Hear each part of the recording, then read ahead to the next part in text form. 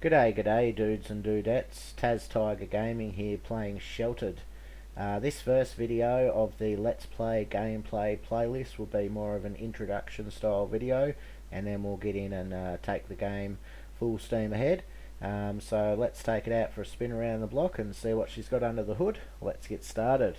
So first of all, I'd like to mention that the game is available on Steam. It has been released since the 4th of August 2015. At the time of the recording of this video, it is currently $14.99 USD on Steam.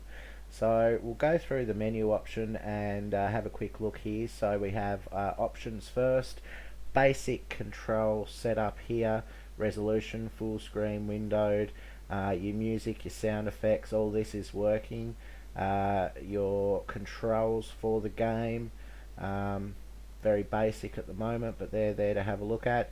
All your languages, so not much there at the moment. We have German, French, Spanish, Russian and English, so we'll go through that. And here's the credits for the people that like to see the credits. Shout out to the people because it is a good game. And let's get started.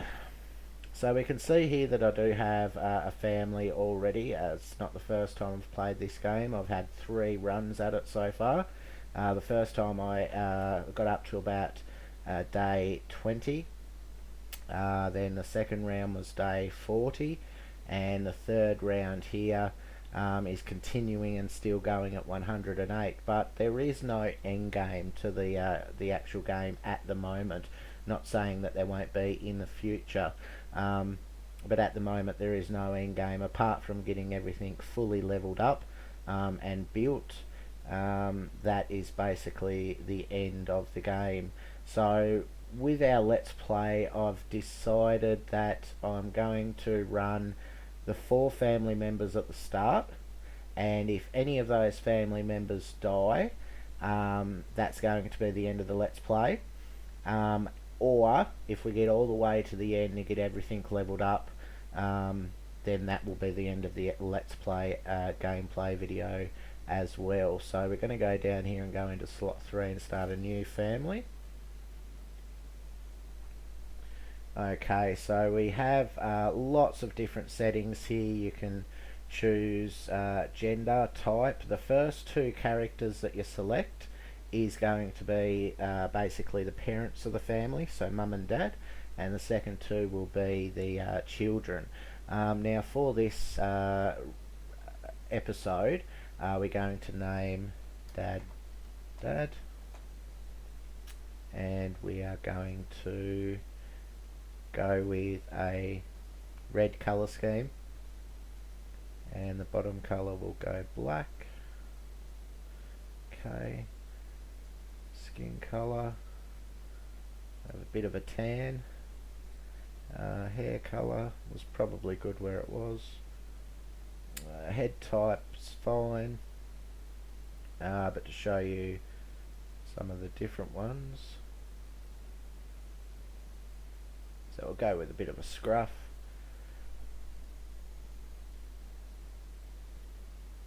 We'll go cargo pants.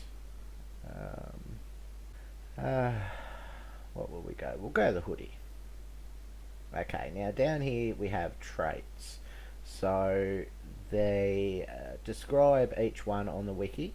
So if you want to have a look at those, you can help yourself. But basically what we're going to set up, now keep in mind that this is my personal opinion. There may be other ways to do this. But this is what I found with my few runs works best. So you want to have 2 adults that go out and scavenge, and you want the 2 children to basically stay at home as much as possible. Now the traits can help with each thing, so each different area of the game. So if you want them to take less shower or spend less time in the shower, you can go hygienic. Small leader means that a ration will fill your your food up higher than a normal character. Courageous is a good one. It means that you get the first 2 hits are guaranteed to actually hit and not miss. and that one I think actually works out to be one of the best ones. We have Deep Sleeper, which means that it takes less time to sleep to regain stamina. Proactive, which is another good one for exploring, and can be one of the best ones to pick for sending people out, but in all honesty I think Courageous is the best one. Hands-on is good for anybody that you're planning on keeping at the base. That's repair time reduced, and Optimistic gets stressed out less. Trauma. Resourcefulness is handy to have one person with resourcefulness, but in all honesty it doesn't make that much of a difference. What it does is it makes, if you destroy an item, you get more resources back for it. And then we go back to hygienic, so we'll set that as Courageous. Now your stat presets are the stats over here. Now if you're not sure what to do or what to pick, I would say the Well-Rounded is the best one to pick.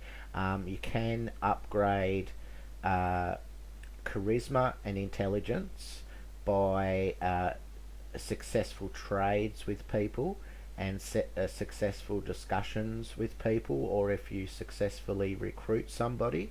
You can also increase these stats if you have a bookshelf with books.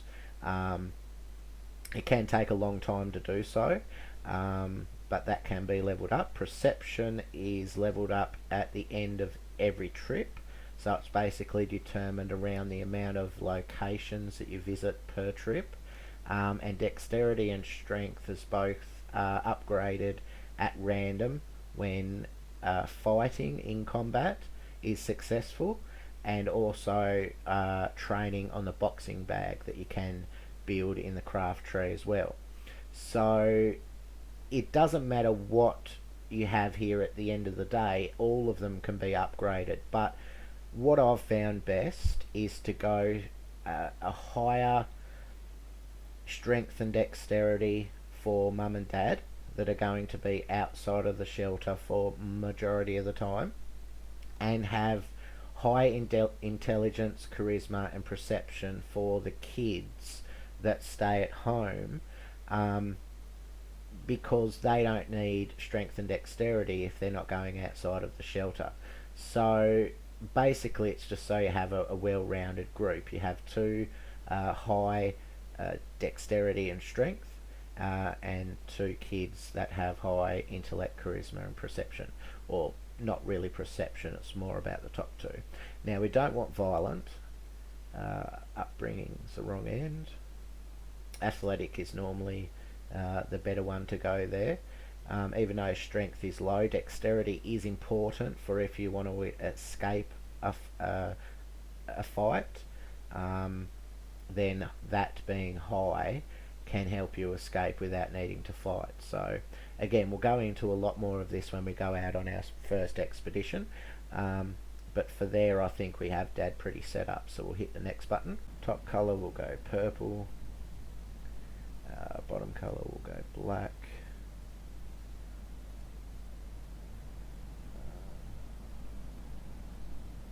head type,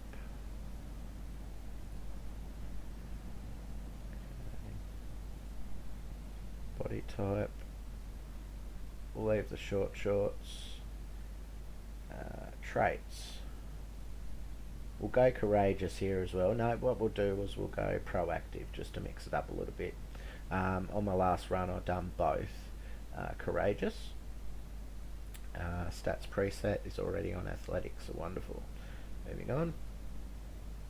So we have Ruth. Top colour we're going to join Mum and go purple.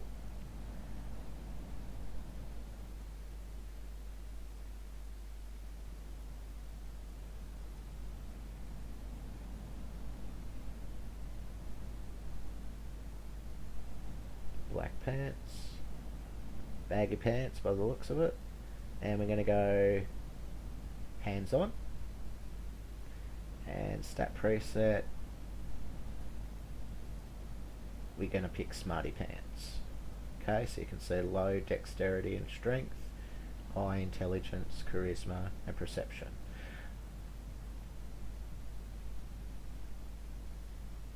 Next. Top colour we're going to join Dad and go red. Bottom's black.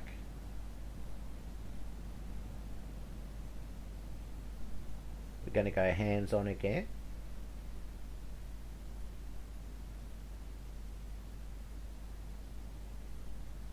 And we'll go smarty pants as well. Now, I did forget the names, didn't I? So we want mum. Yes, I'm an Aussie, so that's how I spell mum. Girl.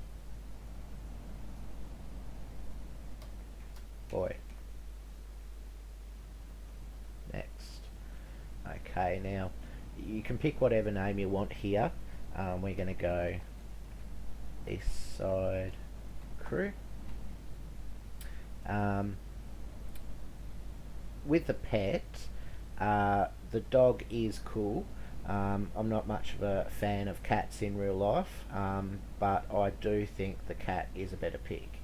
After playing with both pets, the dog is better for stress and trauma, but the cat needs feeding less, so the cat wins all the time because food is much more of an issue in the game than stress is, in my opinion. Unless you go out and get people killed left, right and centre, then you're going to have issues. But if you're going to do that, then it doesn't matter whether you have a cat or dog, you're going to have issues. So let's move in. This, as far as I'm aware, doesn't matter whether you press yes or no here. You still get pop-ups, and even if you save the game and leave and come back, all those pop-ups need to be closed again, which is a little bit annoying, but I'm sure the developers are on that. So I'm going to click no. Okay, so here we are at day 1 in the Fallout shelter. This is obviously our Fallout shelter with our family inside. The first thing we're going to do is press the control button and zoom out just so you can see everything that's going on here. Okay, so we'll start with a bit of an intro, getting used to the game, etc. So we'll start at the top of the page here with the camper van. So if you right click on that and check vehicle, it tells you here that the petrol powered camper van is used for faster travelling when going on expeditions. All parts needed to be fitted before it can be driven. So dismiss that. We have car battery, tyre, alternator, and as you can see, these are all the different parts that we need. So once you've got those parts in your inventory, you basically send someone outside to equip those parts, and then you can use that instead of walking when going for expeditions and trips, and that does cut down the travel time quite considerably. So over here we have the water filter, which is already at 46 integrity. These do need to be repaired quite frequently, and does become part of routine on the game. Over here we have the oxygen filter. Now, personally in the game itself, I have never really noticed any radiation come into the shelter. Whether this is being upgraded, whether it's I've never had it not working. I've never had no gas in the generator for it not to work, to see if the radiation comes up in the oxygen or not. But I did upgrade it in the previous game, so that one there I'm going to put a big question mark over that, but that is the air filter. So we have the chute here to come in and out of the shelter, and 2 lights out there that you want to turn off basically straight away. So let's get that done. We want to, if you're leaving the shelter, to come outside of this door only, but not an expedition, you must put on a suit first, Well, you don't have to, but you may get sick. But if you're going on expeditions, you need to have medicine to fight off the radiation, or you need a gas mask. So we're just going outside this door now with our hazmat suit on, and we're going to disable, and this will save on power and fuel. While he's out here, we're going to fix, so just right click and hit the fix button. You will notice there we also have an upgrade button or a disable button.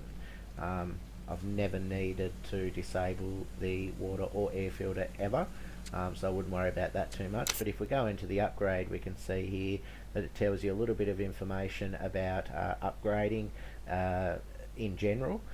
So you can increase the shelter's efficiency by upgrading your oxygen filter, generator and water filter. And each area of upgradability here will show you the efficiency, durability and decontamination. So this upgrade will increase the rate that the water is filtered by contamination by 25%.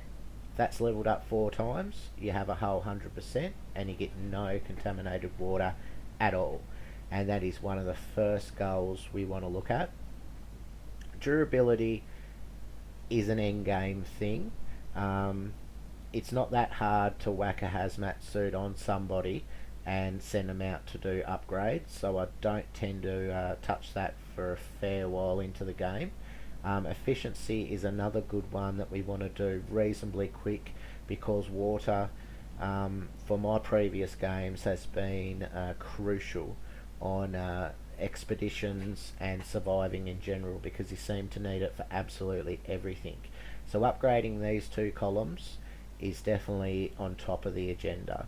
So what we're going to do is exit out of this menu for the moment, because the game is paused at the moment, and we'll let the boy repair the air filter and water filter, and we'll have a look down in the shelter a little bit more. So we've covered the lights. That also works for the inside lights as well.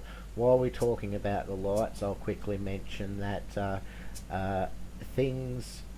items that need repairing, if they're in a room with a light, they repair quicker than a room that does not have a light. So even though lights use up fuel, you do pay to have them in most rooms. So again, we'll get into that a little bit further. And look, my word, I'm waffling on at stage 2 already. So moving along, obviously hazmat suits come out here. The doors here, right click, open and shut. The shower does not work at the moment. Here we have a journal. They do say some useful stuff in these journals, but we're not going to touch the journal too much.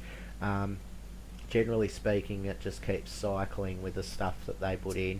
You know, someone come and visited today, we went on an expedition, we shot someone shot at us, etc, etc. So it doesn't seem to really help a great deal. The radio transmitter is where you'll get messages in and out when people are on expedition. The map is for setting up an expedition. Again, we'll go through these more in depth when we actually use them.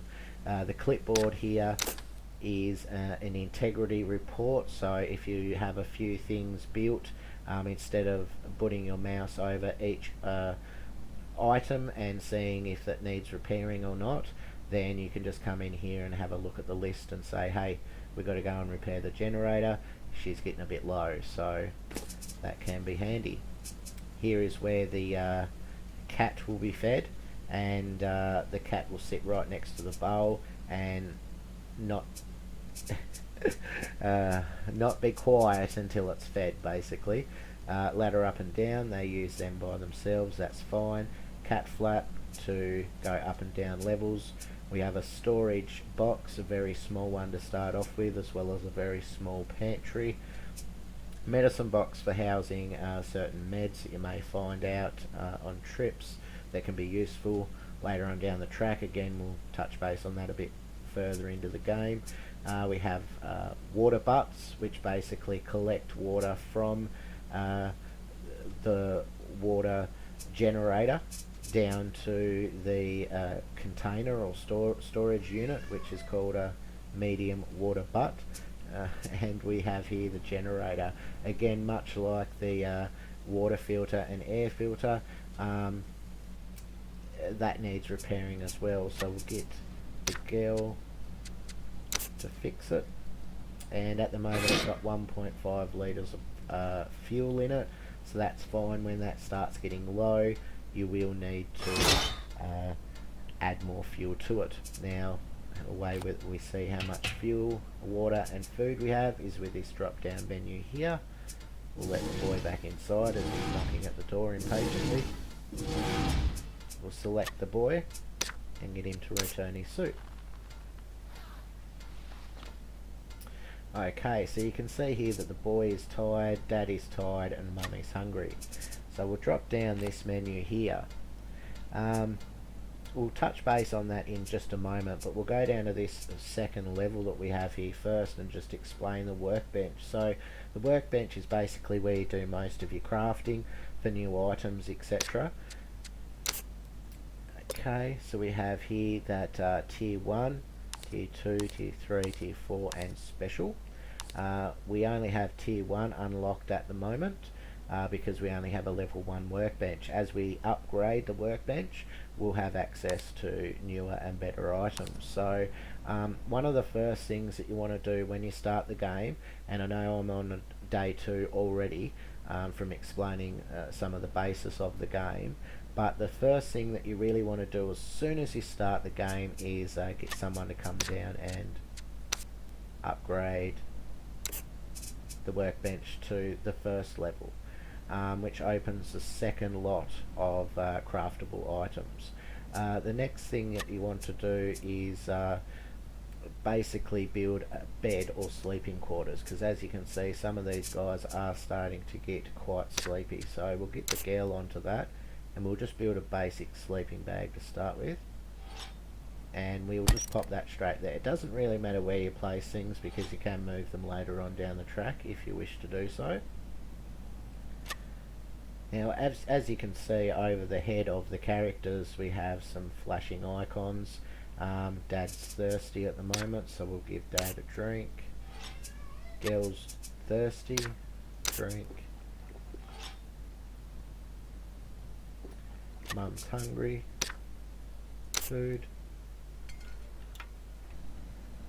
Right, so one of the next things we want to do is build a room, but we don't have any cement to start with, so we need to send someone out on an expedition to find some cement to build another room, but we might leave that for the next episode. For now we'll just discuss this side menu over here. So we have most of it speaks for itself, but we have thirst, obviously drinking out of the water butt will regain that bar. Food is your hunger, obviously eating food here off the pantry will regain that stat. Sleep is sleeping in a bed or a sleeping bag. Toilet, using the toilet. Shower, and then we have stress and trauma down here at the bottom. Now most of the time you don't have to worry about that, but we'll talk about these a little bit more in depth later on in the video episode. So next thing we're going to do here is we see that the workbench has been built, so we're going to send someone off to bed. We'll pick Dad to sleep in the sleeping bag, and we'll get the boy to craft from the tier 2 section a bed. So this is a bit better than a sleeping bag. They reduce the sleep bar quicker than the sleeping bag does, so it does pay to have 2 sleeping quarters straight off the bat.